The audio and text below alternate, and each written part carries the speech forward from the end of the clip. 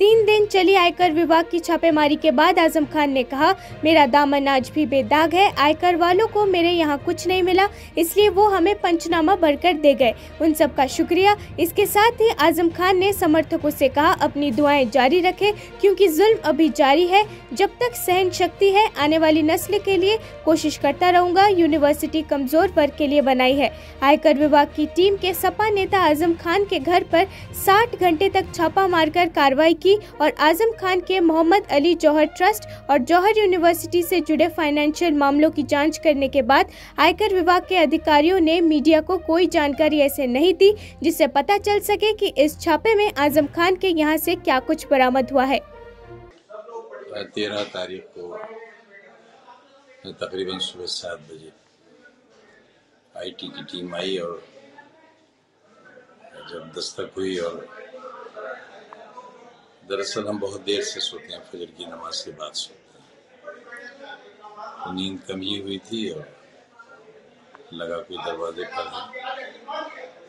TV भी on नहीं था जिससे कैमरों से देख सकते। तो बाहर निकले हम तो दरवाजे के अंदर कुछ लोग कूद कर अंदर आ चुके थे और गेट खोल लिया था। केंद्रीय मंत्री गोयल ने कहा कि छत्तीसगढ़ के मुख्यमंत्री भूपेश बघेल छत्तीसगढ़ की जनता को भ्रमित कर रहे हैं, वे जनता से झूठ बोल रहे हैं। गोयल ने कई आरोप लगाते हुए कहा कि छत्तीसगढ़ की ऑफिशियल साइट में चावल का आउटपुट साल 2022 से 2023 के अनुसार प्रति एकड़ 13 क्विंटल दिखा रहा है, जबकि ये प्रति एकड़ के हिसाब से 20.9 क्विंटल होना चाहिए। गोयल ने आरोप लगाया कि प्रदेश में खरीदी को लेकर चरम स्तर पर राजनीति चल रही है, किसी बड़े भ्रष्टाचार होने की आशंका है। गोयल ने कहा कि यहाँ दूसरे राज्यों से धान को छत्तीसगढ़ में खपाने की कोशिश की जा रही है। केंद्रीय मंत्री गोयल ने एक हिसाब किताब बताते हुए कहा कि 30 लाख मीट्रिक टन का ये जो फर्क नजर आ रहा है, इसमें कुछ घोटाले जरूर सामने आएंगे। पिछले बार 61 लाख प्रॉमिस किया, एग्री किया, फिर बाद में घटा दिया 58 लाख और अब तक 53 लाख ही दे पाए। और खुद का जो उनका लेटर है वो कहता है कि पैडी तो इस वर्ष और घटाए। ये दिखाता है कि कैसे भूपेश बघेल जी, माननीय मुख्यमंत्री, छत्तीसगढ़ की जनता को भ्रमित करने की कोशिश कर रहे हैं। पूरी तरीके से झूठ और फरेब से जनता। रामचरितमानस को लेकर शिक्षा मंत्री चंद्रशेखर ने एक बार फिर विवादित बयान दिया है। इसको लेकर बिहार की राजनीति गर्मा गई है। वहीं इस पर डिप्टी तेजस्वी यादव ने शुक्रवार को कहा कि शिक्षा मंत्री को अपने काम पर ज्यादा ध्यान देना चाहिए, अपने विभाग पर ज्यादा ध्यान देना चाहिए। हम लोग सर्वधर्म सर्वभाव की बात करते हैं, ये सब बातें नहीं होनी चाहिए और मीडिया को भी नेगेटिव बातों को ज्यादा नहीं फैलानी चाहिए। मीडिया को भी सकारात्मक बातें दिखानी चाहिए। शिक्षा विभाग में इतनी बहालियां हुई है, शिक्षक रोज स्कूल जा रहे हैं, इन सब बातों पर भी चर्चा होनी चाहिए। सकारात्मक बातों पर भी चर्चा मीडिया में नहीं होनी चाहिए, सकारात्मक बातचीतों पर चर्चा होनी चाहिए। और शिक्षा विभाग में देश भर में इतनी ज़्यादा बहाली नहीं निकाली गई, नौकरी नहीं दिया गया, उस पर तो चर्चा नहीं हो रही। मेन स्ट्रीम मीडिया में या नेशनल मीडिया में क्यों नहीं हो रहा? और सारे शिक्षक जो हैं अब स्कूल जाने लगे हैं, अब इस पे भी चर्चा नहीं हो रही है। तो इन विषयों पे चर्चा होनी चाहिए, ना कि नकारात्मक बातों पर। और अलग अलग प्रवचन देने के लिए भाई लोगों के लिए क्या अच्छा है क्या बुरा है, जब सबों को शिक्षा मिलेगा तो वो खुद ही तय कर लेंगे कि भाई किसके लिए क्या गलत है क्या सही है। ये तो एक व्यक्तिगत। केंद्रीय मंत्री ज्योतिरादित्य सिंधिया ने कहा कि भ्रष्टाचार का माहौल कायम करने वाली कांग्रेस पार्टी को जनता उनके विश्वासघात का जवाब देने जा रही है। इससे पहले कांग्रेस नेता दिग्विजय सिंह ने भारतीय जनता पार्टी के नेता ज्योतिरादित्य सिंधिया पर निशाना साधा और कहा वो एक हीरा है और हमने उन्हें आकार दिया है। हमारे पास एक हीरा था जिसे हमने तराशा, लेकिन उन्होंने हमारा साथ छोड़ दिया। आपके बारे में कहा है? देखिए, मैं किसी व्यक्ति की टिप्पणी पर टिप्पणी कभी नहीं देता। जिस कांग्रेस पार्टी ने जनता के साथ विश्वासघात किया, जिस कांग्रेस पार्टी ने प्रदेश में विकास और प्रगति के बदले में भ्रष्टाचार का आलम स्थापित किया, उस कांग्रेस पार्टी को जनता जवाब देने वाली है। क्या उनको आपकी कमी खलती है? ये तो आप उनसे पूछें। केंद्रीय मंत्री अनुराग ठाकुर ने आरोप लगाया कि कांग्रेस नेता राहुल गांधी और सोनिया गांधी ने अपने कुछ लोगों को देश के संविधान को नष्ट करने की अनुमति दी है। उनका कहना है कि कुछ लोग देश के विकास से खुश नहीं है, वे संविधान को नष्ट करना चाहते हैं। राहुल गांधी और सोनिया गांधी ने इन लोगों को ऐसा करने की अनुमति दी है। संविधान कहीं नहीं कहता है कि किसी भी धर्म को अपमानित करें। अनुराग ठाकुर ने कहा कि कांग्रेस पार्टी को सनातन धर्म पर शर्म आती है और वे सनातन धर्म को खत्म करना चाहते हैं। तरफ मोदी जी आगे बढ़ा रहे हैं, उन्हें सनातन को खत्म करने की बात हो रही है, कीड़े मकोड़े की बात हो रही है, कैसे देखते हैं सर इसको? देखिए, कुछ लोगों की सोच मानसिकता ऐसी है कि वो देश में विकास होते देखकर प्रसन्न नहीं है, जो संविधान को तार-तार करने की इच्छा मंसूबे लेकर है। और राहुल गांधी जी और सोनिया गांधी जी ने खुली छूट भारत के संविधान को तार-तार करने की अपनी पार्टी और सहयोगी नेताओं को दे रखी है। संविधान कहीं नहीं कहता कि आप किसी दूसरे धर्म को कुचलने का काम करें। हालांकि आर्टिकल 25 आपको फ्रीडम देता है अपने रिलीजन और फेथ के प्रति।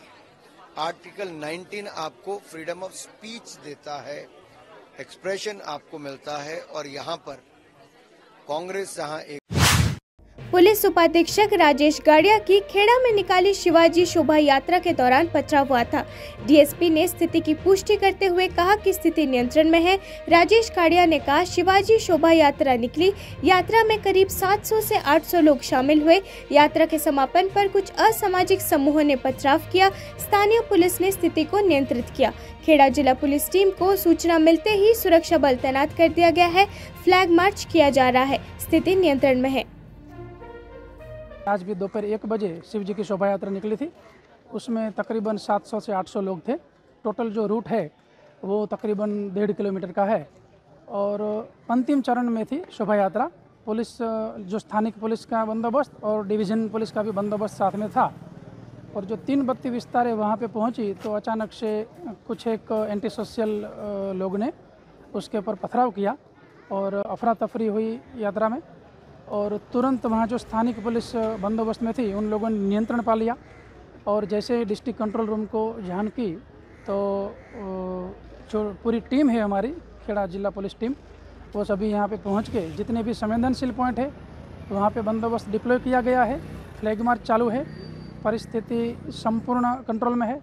और यहाँ दोनों समुदाय के कांग्रेस सांसद गौरव गोगोई ने असम के मुख्यमंत्री हिमंत बिस्वा शर्मा पर भूमि घोटाले का आरोप लगाते हुए इस्तीफे की मांग की है।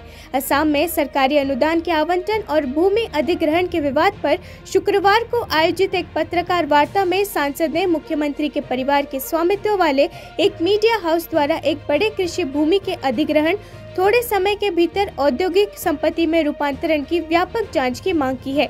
उन्होंने मुख्यमंत्री शर्मा पर व्यक्तिगत लाभ के लिए अपनी शक्तियों के दुरुपयोग का भी आरोप लगाया है। असम के मुख्यमंत्री ने ये कहा कि अगर केंद्र सरकार का एक भी पैसा उनके परिवार के कंपनी में आया हो तो वो अपने पद से इस्तीफा देंगे। हम सभी ने ये देखा है कि अभी केंद्र सरकार ने 10 करोड़ का ग्रांट उनके परिवार के कंपनी के लिए अप्रूव कर चुका है। अब वो 10 करोड़ का ग्रांट का एक पैसा गया है या नहीं गया है, ये इम्मिटेबल। सनातन धर्म विवाद के बीच पूर्व आम आदमी पार्टी नेता कवि कुमार विश्वास ने कहा कि चुनावों के आसपास इस तरह की टिप्पणियां की जाती है। इस तरह की टिप्पणियां राजनीतिक फायदे के लिए की जाती है। ये एक राजनीतिक खेल है जिसका आनंद लिया जाना चाहिए। तमिलनाडु के मंत्री उदयनिधि स्टालिन ने इससे पहले 2 सितंबर को सनातन धर्म के उन्मूलन का आह्वान किया था और इसकी तुलना डेंगू और मलेरिया जैसी बीमारियों से की थी, जिसकी भाजपा नेताओं ने तीखी आलोचना की थी। मैंने पहले भी ये कहा है कि ये चुनाव के आगे पीछे इस तरह की टिप्पणियां होती हैं, इसका विरोध भी होता है, क्योंकि जिसने की है और जो विरोध कर रहे हैं उन दोनों के फायदे नुकसान हैं। बाकी तो हजारों वर्ष से, लाखों लाख वर्ष से एक वैचारिकी, एक जीवन पद्धति, एक संस्कार, एक सोच, एक विचार और एक आस्था विश्व के हर हिस्से में अगर जागृत है तो उसमें निश्चित रूप से कोई ईश्वरीय अमृत तत्व है।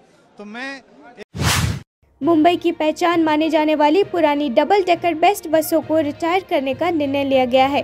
शुक्रवार से बेस्ट की पुरानी डबल डेकर बसों की सेवाओं को बंद कर दिया गया है। ये बसें मुंबईकरों के जीवन के साथ कई फिल्में और इतिहास का भी हिस्सा रही है। लाल डबल डेकर बसें जो 8 दशकों से अधिक समय से शहर की सार्वजनिक परिवहन प्रणाली का अभिन्न अंग रही है, इस सप्ताह सड़कों से हट जाएंगी। 86 साल पहले शुरू हुई मुंबई की आइकॉनिक डबल डेकर बसें रिटायर हो गई है। भावुक हुए लोग ओपन डेक डबल डेकर बसें जो 1990 के दशक से पर्यटकों के लिए दर्शनीय स्थलों की यात्रा बसों के रूप में काम करती आ रही है, अक्टूबर के पहले सप्ताह में शहर की सड़कों से गायब हो जाएंगी। डबल डेकर बस की शुरुआत 1937 से हुई थी। 46 सालों से ये बस मुंबई की सड़कों पर दौड़ रही है। बता दें कि वर्तमान में बेस्ट के बड़े में 3 ओपन डेक बसों सहित केवल 7 डबल डेकर बसें बची हैं। 96 से भर्ती हो गया, तभी से बस मेरे से पहले भी था, अभी वही बस अभी तक चल रहा है।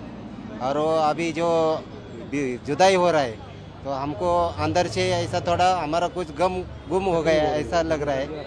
हमारा और उसका रिश्ता बन गया है, परिवार का हमारा हिस्सा है।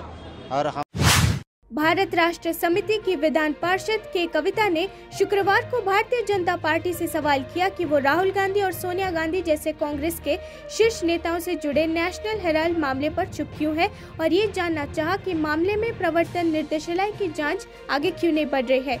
बीआरएस नेता ने सवाल किया कि जब जांच पर कोई रोक नहीं है तो भी ईडी उनसे पूछताछ क्यों कर रही है, तथा आरोप लगाया कि भाजपा और कांग्रेस के बीच एक मौन सहमति है। उन्होंने पीटीआई भाषा से बातचीत में कहा, मैं इस देश के लोगों को एक मुद्दा याद दिलाना चाहती हूँ। लगभग 1.5 साल पहले राहुल गांधी, सोनिया गांधी और उनके सभी शीर्ष नेतृत्व से ईडी ने 5000 करोड़ रुपए के मामले में पूछताछ की थी, जिसे उन्होंने नेशनल हेराल्ड घोटाला कहा था। कविता ने कहा, लेकिन वे उस पर आगे क्यों नहीं बढ़े? क्या भाजपा और कांग्रेस के बीच कोई सहमति है? जहां तक कि बीआरएस की बात है, हमने हमेशा कहा है कि ये दोनों तथाकथित राष्ट्रीय पार्टियां एक ही हैं, इसलिए हम इन दोनों पार्टियों से दूरी बनाए रखते हैं। Two, three issues I would like to bring to the notice of this nation, and also want to straightforward ask Rahul Gandhi ji 2 questions.